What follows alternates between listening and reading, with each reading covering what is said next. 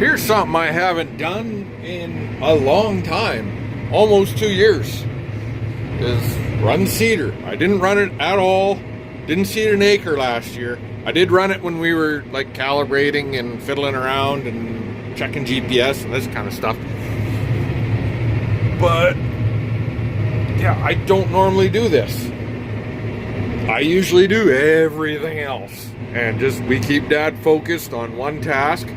But he had to run to town. He had an appointment that came up he's got to deal with. We'll take a look around inside the cab. For those that don't remember, this is the Versatile Delta Track. A lot of monitors, probably more than I would prefer. Where to start? Well, this is the Versatile one. It's kind of sad. These should really be able to be combined together, and probably this, and that. But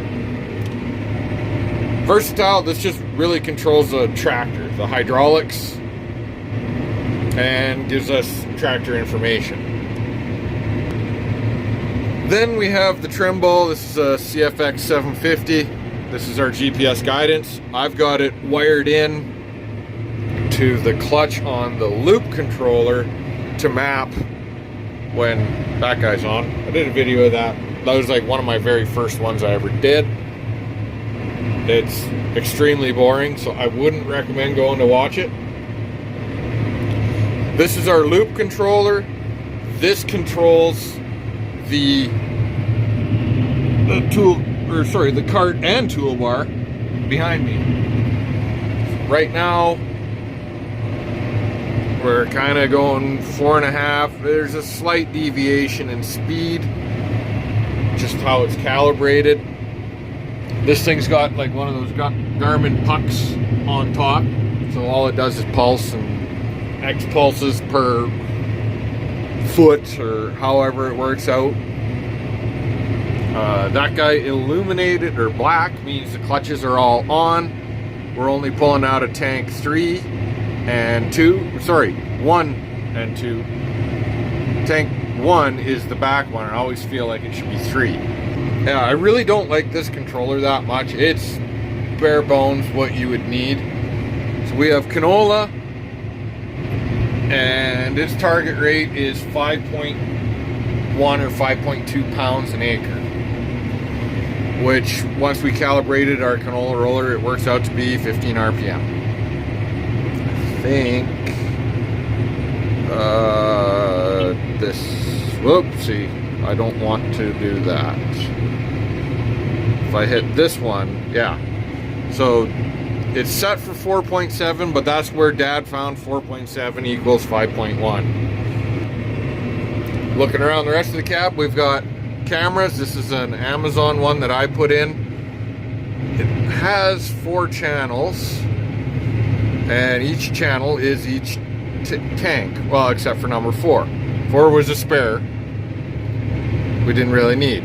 So channel 1 is tank 1. Channel 2, tank 2. That's the canola. Channel 3,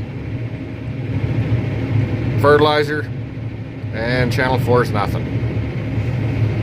And Dad had us on the split screen, which works perfect because we're pulling out of tank 1 and tank 2 right now, so I can monitor them both. Our blockage, this is Intelligent Ag. Love it. And Dad loves it. And over here we have Climate Field View. Unfortunately, because the loop controller is not compatible with this guy and that and all that, the new Seed Hawks, I believe, are. I think this is the first year that they've had compatibility with Climate Field View. So, looking forward to that next year. So we have to manually input any changes that we do. This cart is not VR capable, so you're not going to see swings in the application rate. If we were to manually change and say, yeah, we want to seed out, say we got 10 acres and we're like, yeah, we need a little more, we're going to go to 150, we would have to manually hit 150. and confirm that. Oh, that's really all we got in the cab. We do have a CB radio, but we only really use those during harvest. I was just about to do something about that because it hadn't alarmed yet. Because, you know, sometimes they just do that with the variants. But it was blinking for a while and bugging me. It'll alarm when there's a real blockage. Things like this, when you've got a 20-foot piece that you need to sew with 60 feet, that's what sucks. That's where sectional control pays big time, because this stuff that's getting double seated is not going to perform as good. We've got the same thing going on here. We've got pretty much that's 20 feet over there. So we're seating 40 and we're double seating that. And we don't have the ability to shut sections off, to lift them out. The new drill next year will. That's going to pay big, because despite the fact that it's getting double the fertilizer, it's going to get double the seed, and the seed is going to compete with itself, and it's going to stunt, and it's going to not grow as vigorous, and really it's going to underperform. So as you can see, this is our biggest field that we farm. It's just over 600 acres. It's a full section, but there's a yard there. There's a battery over there. There's 13 oil wells. Not all of them have pump jacks on right now. There's probably about 4 miles worth of lease roads. And there's a couple of water runs. There's one over by that tree and comes down, and there's this kind of rock wall that used to be the property line for before it got fully bought. But you can see this is a bit of a water run, so this whole area drains into here. Might have to do something about that in the future, but until, that's tripping me out a little bit. Yeah, until we get good plans from the, because like there's flow lines going all over the place under here. You can see them too. If you look right here, this little shot of green, it's kind of a bit of a depression.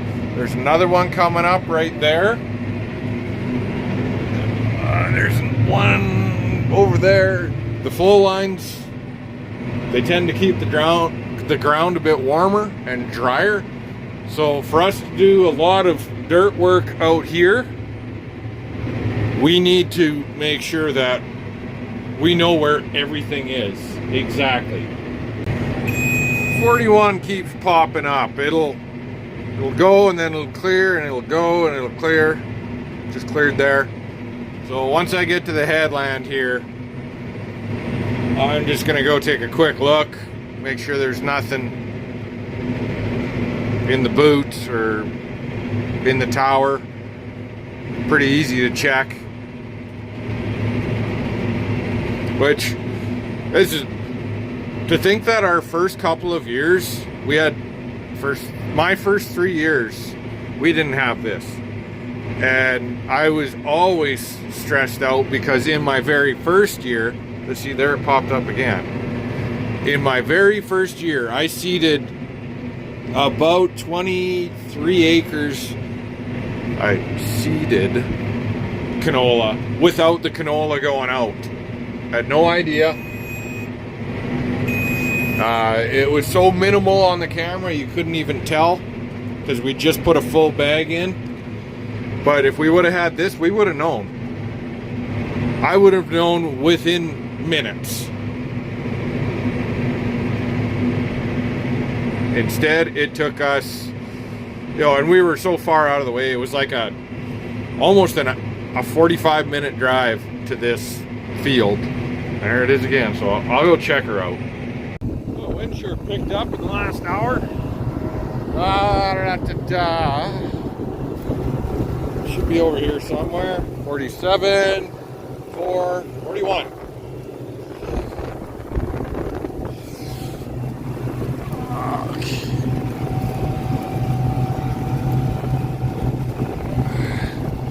That's probably not helping.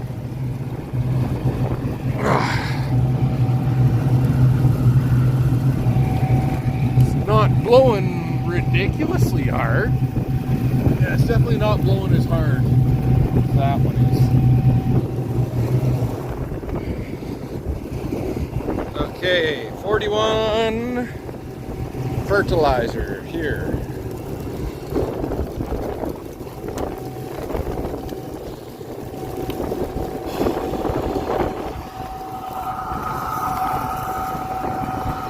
Oh yeah.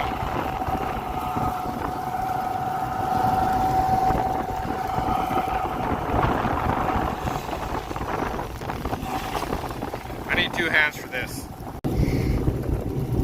And there we go. Oops, shit. I almost fell. Okay.